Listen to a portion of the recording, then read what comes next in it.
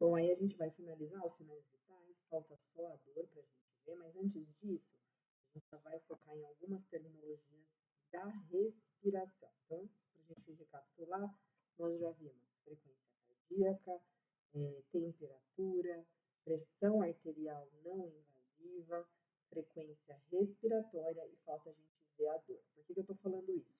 Porque nós temos, pelo Corém, 5 sinais vitais.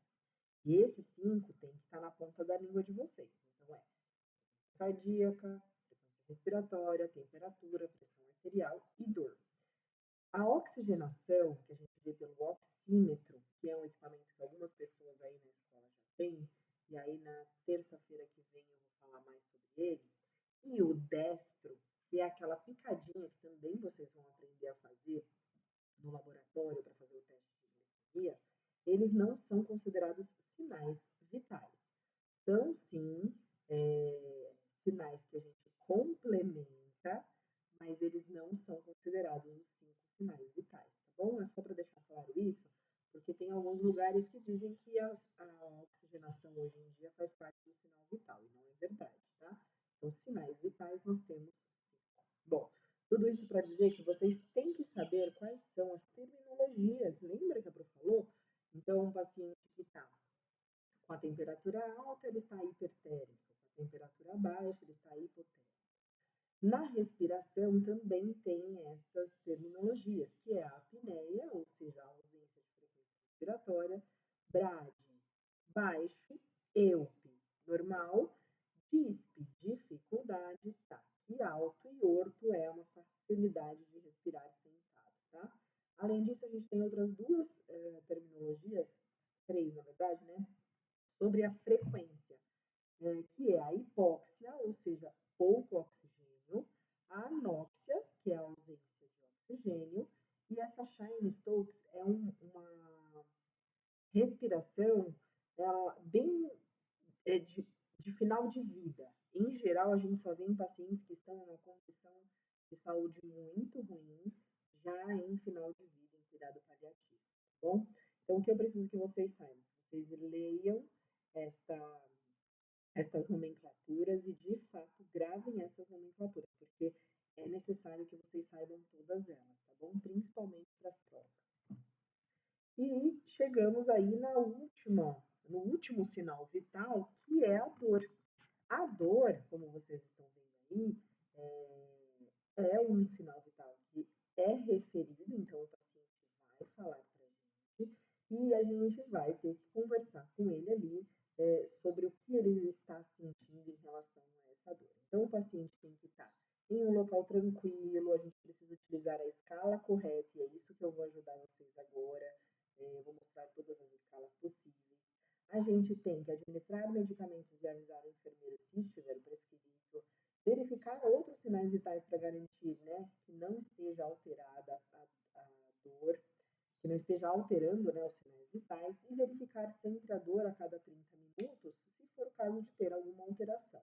Então, eu disse em outras aulas e reforço agora, se algum sinal vital der alterado, ele precisa ser reavaliado. Então, qualquer alteração precisa ser revista. Então, se a gente fez um remédio para dor, a gente precisa verificar se esse remédio funcionou ou não. Por isso que a gente precisa reavaliar a dor do paciente, tá bom? E quais são as escalas que existem para a gente verificar a dor? Esse é outro ponto que vocês têm que saber. A primeira delas e a mais usada é a escala numérica, a famosa de 0 a 10. Todo mundo fala assim, é aquela escala de 0 a 10. Se vocês colocarem isso na prova, erram, tá? Cuidado, é a escala numérica. Eu sei que ela é de 0 a 10, né? Afinal é isso que o nome dela diz, mas quando a gente faz uma anotação de enfermagem, que é a matéria que vocês vão ter logo na sequência, vocês vão ver que a gente não pode colocar lá, utilizado escala de 0 a 10. A gente vai escrever utilizado escala numérica. O que quer dizer isso? A escala numérica é o paciente que vai dar o número de dor que ele está sentindo para a gente. Então, essa pessoa que está sendo avaliada em relação à escala numérica, ela precisa ser alfabetizada, como vocês estão vendo aqui, ou pelo menos alfabetizada funcional. Então, tem aquela pessoa que não tem níveis de escolaridade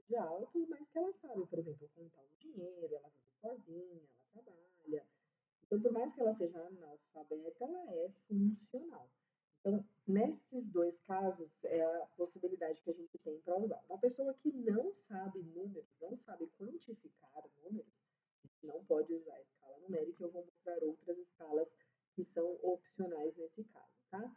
Então, de novo, escala numérica somente para pacientes alfabetizados ou analfabetos funcionais, que saibam quantificar. E aí, como que a gente vai explicar para o paciente essa escala? Bom, a gente vai dizer para ele assim, ó, de 0 a 10, sendo 0 ausência de dor, 5 é uma dor mais ou menos, e 10 é a dor mais intensa que você já sentiu. Quanto você acha que está a sua dor agora? Vejam que eu preciso explicar para ele como que a escala funciona, porque em geral as pessoas fazem assim, ó, de 0 a 10, quanto que é a sua dor? Ele ainda não sabe utilizar esse instrumento, então a gente precisa explicar o instrumento, dizer que existem níveis de dor, né, como eu acabei de fazer. Então, basicamente, você vai explicar a escala para o paciente e ele vai classificar em número. Ele vai dizer assim, ah, tá 3. E aí vocês estão vendo aqui na tabelinha que se for de 1 a 3 é uma dor leve, se for de 4 a 6 é uma dor moderada, se for de 7 a 10 é uma dor intensa. Isso é importante também que vocês gravem, porque o tratamento da dor depende, está diretamente relacionado ao grau de dor que o paciente está. Então, vocês estão aprendendo em farmacologia e vão aprender ainda um pouco mais sobre os analgésicos. Vocês vão ver que há analgésicos que tratam dores leves e há analgésicos que tratam dores moderadas ou intensas. E o nível de ação do analgésico é diferente, tá? Assim como a reavaliação, o tempo para reavaliação também será diferente. Então, por exemplo, um paciente que está com uma dor leve vai tomar um analgésico. Será que eu preciso reavaliar esse paciente a cada 15 minutos, por exemplo, ou a cada 30? Não, se ele está com uma dor leve, ele pode sofrer um tempo de reavaliação de 60 minutos. Por quê? Porque o analgésico que eu vou dar para ele tem esse tempo de ação previsto. Então, como ele é um analgésico para uma dor mais fraquinha, ele demora mais tempo para surtir o efeito completo dele. Então, um paciente com dor leve vai ser reavaliado de forma diferente de um paciente com dor intensa, por exemplo. Vamos falar então dessa comparação. Um paciente com dor intensa, ele precisa tomar um analgésico forte. O analgésico forte tem um período menor para agir. Afinal, ele é forte, a dose dele vai ser maior, né? Então, em geral, um paciente com dor intensa vai ser reavaliado a cada 15 ou 30 minutos para ver se melhorou a dor, tá bom? Então, essa questão do analgésico, essa questão do tratamento, ela vai acontecer para todas as escalas. Então, aqui a gente está falando como que o paciente vai ser avaliado e eu já estou associando como ele vai ser tratado, tá bom? Bom, a próxima escala, então, é a escala de dor de descritores verbais. Eu falei para vocês que a escala numérica ela vai ser aplicada